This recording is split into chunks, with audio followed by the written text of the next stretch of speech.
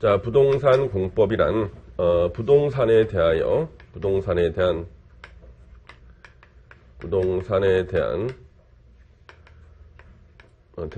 규제와 조정을 가하는 법입니다.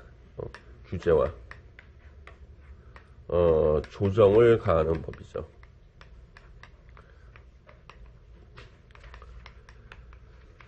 그래서 이 부동산 공법은 부동산에 대해서 국가가 규제와 조정을 가하는 겁니다. 이 부동산에 대한 개념은 민법에 나오죠. 우리 민법에 보면 부동산이란 토지와 그 정착물 돼 있죠. 근데 정착물 중에서는 우리한테는 건축물만 필요합니다. 그래서 앞으로 편의상 부동산 하면 토지와 건축물 그러시면 돼요. 그러면 토지와 건축물에 대해서 국가가 규제와 조정을 가하는 법이 부동산 공법이고요.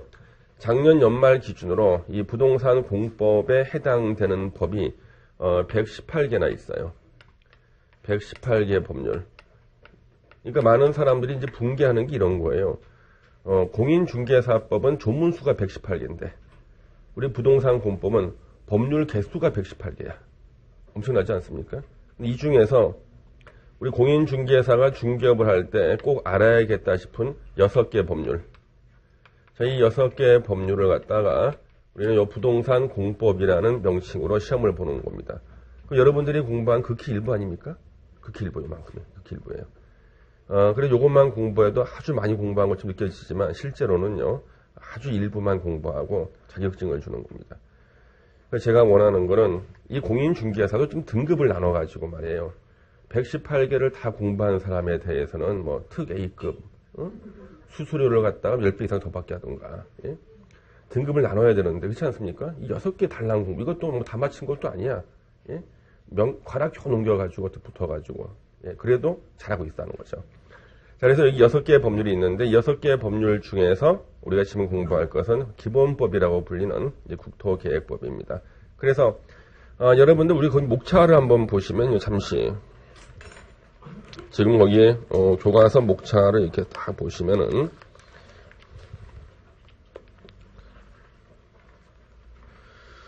자, 맨 처음에 우리 국토계획법이 나오지 않습니까? 그러면 이 국토계획법이 바로 우리 부동산 공법의 기본법 그래가지고요. 우리가 1월달, 2월달 강의 때는요. 시간의 절반 이상을 투자해서 국토계획법을 자세히 공부했어요. 12문제가 시험에 나오죠. 그러면 12문제가 물론 국토계획법 나온다 할지라도요. 실제로요.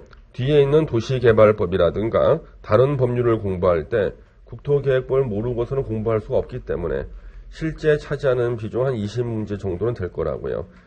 그렇지만 우리가 항상 국토계획법을 절반을 놓고 공부할 수는 없어요. 그래서 3월 달에는 국토계획법 시간 투자를 갖다가 좀 줄여야 돼요.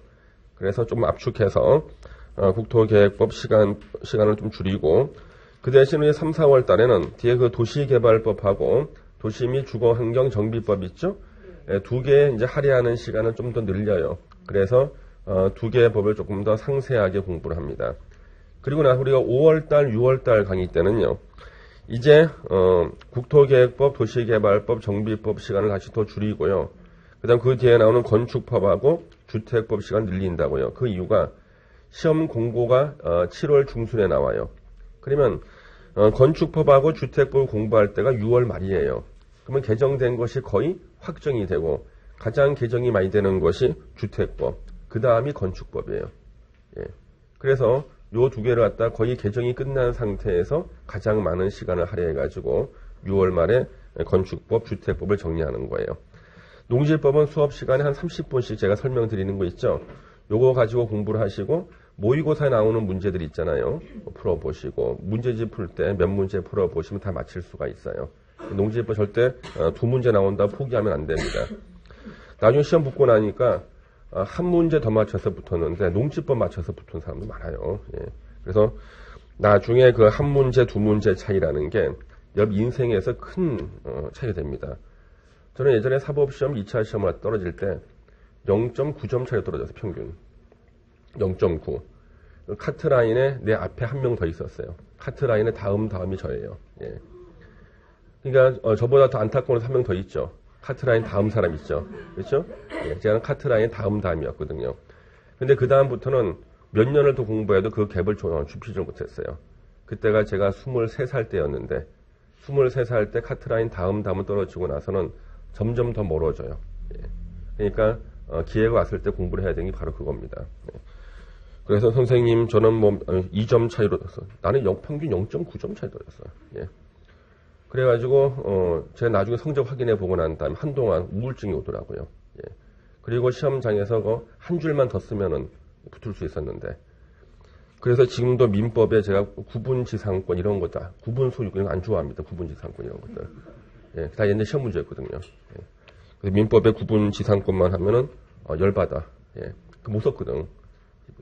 한 줄만 써도 붙었을 텐데. 예. 그래서 여러분들도 이 농지법 두 문제 나온다고 우습게 생각하고 나중에 평생 할 남기게 됩니다. 그래서 수업 시간에만 잘 들으면은 두 문제 맞힐 수가 있어요. 예. 자, 이게 이제 국토계획법 펴 보시면은요. 자, 56페이지. 우리 부동산 공법의 기본법이, 명칭은 국토의 계획 및 이용에 관한 법률, 약어로 국토계획법 그럽니다. 국토계획법. 저거, 2003년도, 1월 1일부터, 시행된 법이에요. 그래서 국토계획법은 2003년 1월 1일부터 시행이 됐다. 그래서 이 국토계획법이 처음 만들어졌을 때 2003년 1월 1일 국토교통부가 스스로 발표한 특징이 있어요. 우리 국토계획법은 이런 특징을 가진다. 이걸 갖다가 스스로 발표를 했어요. 국토부가. 국토계획법의 특징. 첫 번째, 국토관리 체계를 일원화했다. 일원화했다. 이렇게 발표를 한 거예요. 이게 무슨 말인가 했더니 국토계획법은 2003년 1월 1일부터 우리 부동산 공법 나머지 117개 법률을 공부하는데 이 법을 알아야지만 읽을 수 있게 돼 있어요. 이것이 우리가 흔히 말하는 기본법인데 그러면 2002년도까지 우리나라 부동산 공법의 기본법은요, 두 가지로 나눠져 있었어요. 그래서 2002년까지는 두 개. 하나가 옛날에 있었던 도시계획법. 또 하나가 옛날에 있었던 국토이용관리법입니다. 국토이용관리법. 요 두 개의 법이 있었는데요. 요 두 개의 법이요, 하나로 더해진 것이 지금의 국토계획법이에요. 그러면 예전에 13회 공인중개사 시험 때까지는요, 도시계획법이 요거 6문제 나오고요. 국토이용관리법이 6문제가 시험에 나왔어요. 요걸 시험 봤습니다. 그 다음 14회 공인중개사부터 두 개가 통합돼서 국토계획법으로 시험을 본 거예요. 그럼 요 도시계획법은 특징이 도시지역 내에만 적용됐어요. 도시지역 내에 적용되는 거였고요. 국토이용관리법은 도시지역 외의 지역에 적용되는 겁니다. 지금으로 말하면 관리, 농림, 자연환경, 보전 지역에 적용되는 거예요. 그래서 우리가 요거 2002년도까지는 대한민국의 전 국토를 이원화된 책이었어요. 이원화. 그래서 이때는 누가 물어볼 때 내 땅에 이거 어느 법이 적용되는가 물어보면 제일 먼저 거기 도시적이냐 아니냐부터 문제 봐야 돼요. 도시적이다 그러면 도시계획법을 가지고 이제 설명을 해야 되고요. 도시적이 아니다 그러면은요, 국토이용 관리법 가지고 설명해야 되는 겁니다. 이원화되어 있었다고요. 그래서 도시계획법에 나오는 제도들, 이거는 다 도시적에만 적용되는 거예요. 그럼 우리 지난달에 공부하신 분들, 우리 개발행위 허가제 배웠죠? 예, 내용은 잘 기억 안 납니다. 근데 배웠다는 사실 자체는 기억이 나. 요 개발행위 허가제가 예전에 도시계획법에 있었어요. 그 얘기는 도시지역 안에서만 개발행위 허가를 받았다고요. 그러다가 요거 2003년 1월 1일 날 딱 이제 두 개를 통합하면서요. 이제는 통합법인 도시계획법은 도시적이든 아니든 가리지 않아요. 같은 법을 규정하니까